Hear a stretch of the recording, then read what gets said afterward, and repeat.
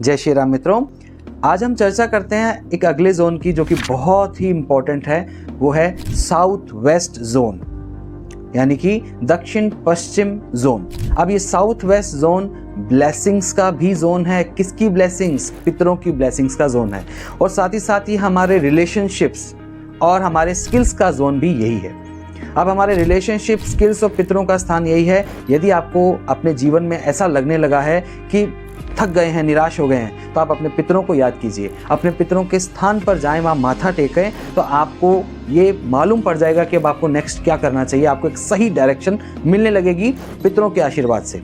और जिन भी घरों में साउथ वेस्ट डायरेक्शन में यदि टॉयलेट या किचन है, तो उन घर के बच्चों में कुंडली में यदि आप देखेंगे तो पितृ दोष मिलने की संभावना सबसे ज़्यादा रहती है। जी हाँ, टॉयलेट और किचन इस जोन में कभी भी नहीं होनी चाहिए।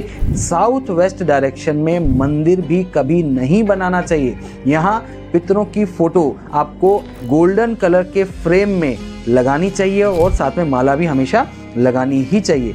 ध्यान देने वाली बात यह है कि फ्रेम गोल्डन कलर का हो तो बहुत ही अच्छा है।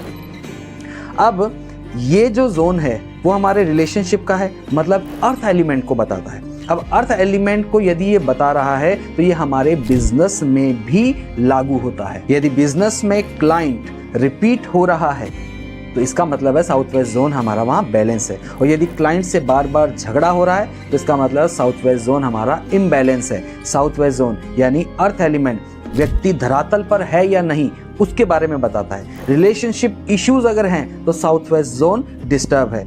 आपसी रिश्तों में यदि तनाव है, जो ब्लड रिलेशंस है, यदि उनमें तनाव है, भाइयों में बहुत झगड़ा है, प्रॉपर्टी का डिस्प्यूट है, तो बहुत हद तक हमारा साउथ वेस्ट जोन हमारा ओपन नहीं होना चाहिए।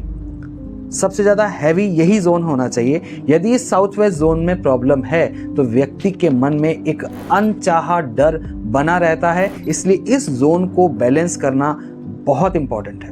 धन्यवाद मित्रों।